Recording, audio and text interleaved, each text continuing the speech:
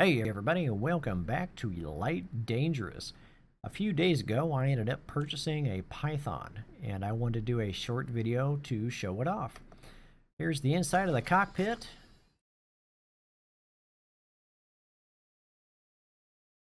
There's my chair.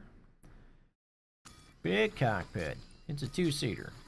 So I've got room, I got plenty of room for a co-pilot. Don't have one as of yet. And you can see in the back there's a terminal. I can't see directly behind me, unfortunately. I guess we will have to wait until we're able to walk around inside of our ships before we can find out what's back there. Alright, let's take a look at how the device is outfitted, how the machine's outfitted.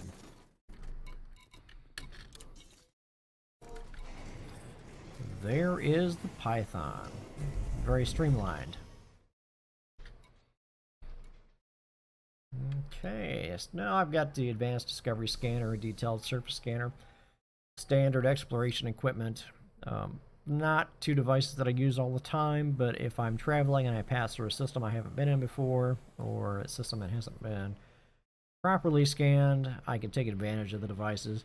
And you just never know when that's going to be, so I tend just to like having the devices around just in case. A couple of shield cell banks. Now we've got a Class 3B and a Class 4B. I like traveling with the Category Bs because they give me 5 recharges.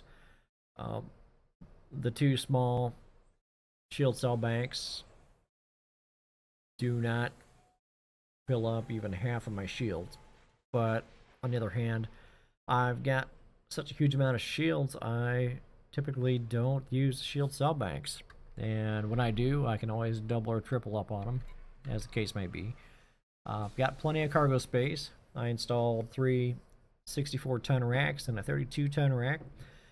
Don't do a lot of hauling, but on occasion, if I'm moving between systems, I will go ahead and fill up and grab as much profit as possible. So I like to have the cargo rack capacity. I suppose if I settle down in a system and decide not to be moving around too much, and do primarily combat, I suppose, I could replace those with something else. Shield generator. Now the machine comes with a Class 6 Category E shield generator, upgraded to a Category D to reduce weight. Discovered that a Class A or Class 5 Category A actually has more shields than the Class 6 E and D. So I spent the money and decided to throw 64-ton cargo rack in there instead. Now the Class A, or the Class 5 Category A, actually gives me more shields than the Class 6E and the Class 6D. So I'm going to hang on to that for right now. Comes with a nice 32-ton fuel tank. Very nice to have. Upgraded to a Class D sensors to reduce weight. Power distributor. I got a Category A, Class 7. These are about 16 million credits to upgrade.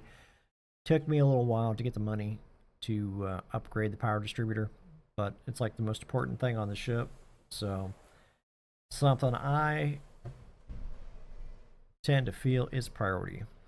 Life support went to Category D for weight reduction. Frame shift drive, didn't like the jump allowance on the original drive.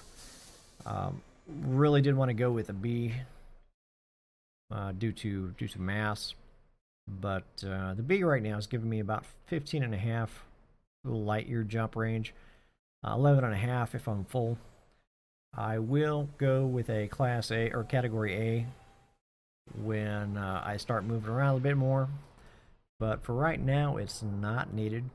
And of course it's a sizable investment as well. It's about $5 million for Category A. Thrusters, I upgraded to Category D for weight reduction. Same with the power plant, Category D for weight reduction.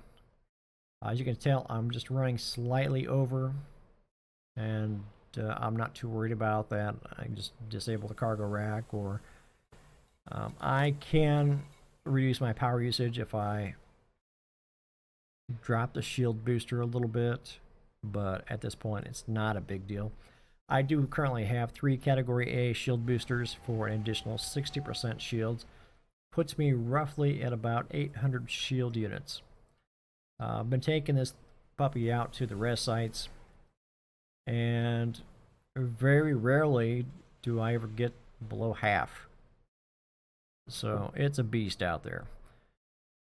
Category C, kill warrant scanner for the extra range. Now, this Python comes with 3 Class 3 weapon slots and 2 Class 2 weapon slots.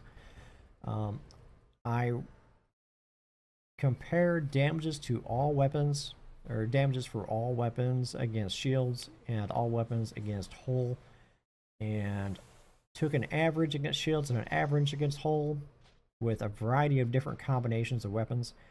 And actually, this is the best I came up with. 2 Class 3 pulse lasers, a Class 3 cannon, and 2 Class 2 cannons. Now, this beat out having 4 cannons and a single pulse laser or a single burst laser. And it also beat out having 3 Class 3 cannons and 2 Class 2 pulse lasers. Came pretty close against shields, but against hull, this is actually a better setup. I would like to try a single Class 3 gimbal beam laser with 4 cannons. That would seem like that would be fairly optimum if my power distributor could handle the large beam, but I haven't located a Class 3 gimbal beam laser yet. Was out on the forums, and there was actually a post about this, which people were listing a variety of different systems that they verified had the weapons. And I went to a number of them and covered, about 200 light years, and none of these systems had a Class 3 gimbal beam laser. I simply can't find one.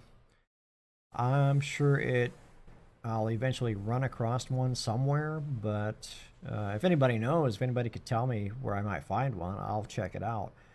But until then, I'm going to stick with the current setup. All right. Well, that is enough about that. We'll have to go ahead, take it out for a spin, and I'll show you the outside. All right, we're sitting out in front of the station. Let's go ahead and go on.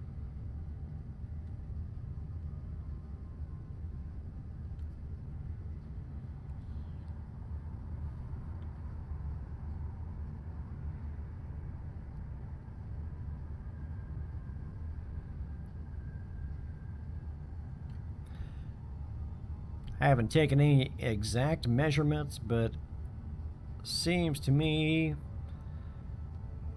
I think it's about as long as the Federal dropship, although it is much wider. Very first thing I noticed, I got accustomed to driving the Federal dropship, flying that thing around, and got used to its the way it handles. And I climbed into this Python, which is a bigger ship, and it is extremely responsive. I was not expecting that at all, but the Python compared to the Federal dropship, it feels a lot better. Feels very sharp and crisp and very responsive.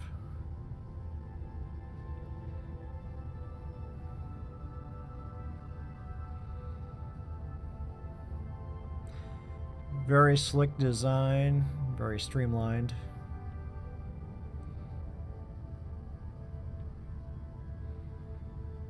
Let's take a look at the bottom, shall we?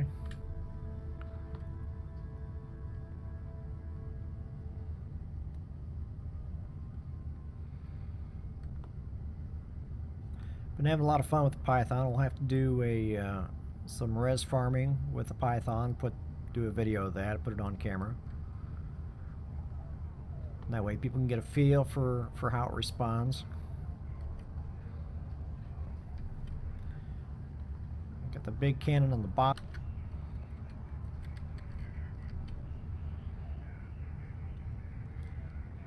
I got my 2 Class 2 cannons on top, and I've got my 2 pulse lasers also on top.